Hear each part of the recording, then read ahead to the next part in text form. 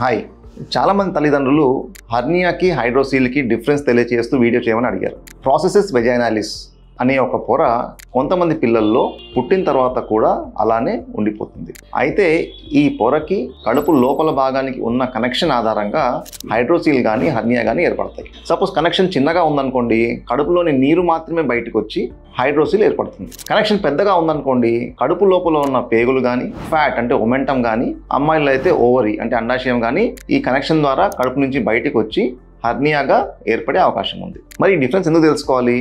ఎందుకంటే హైడ్రోసీల్ అనేది వయసు పెరిగే కొద్దీ తగ్గే అవకాశం ఉంది. అందుకే హైడ్రోసీల్కి మనం 2 years వరకు వెయిట్ చేస్తాం. అప్పటికి తగ్గకపోతే ఆపరేషన్ చేసుకుంటాం. కానీ హర్నియా అనేది అలా వయసుతో పాటు తగ్గే అవకాశం లేదు. సో హర్నియా మనం గుర్తించినప్పుడే సర్జరీ చేసుకోవాలి.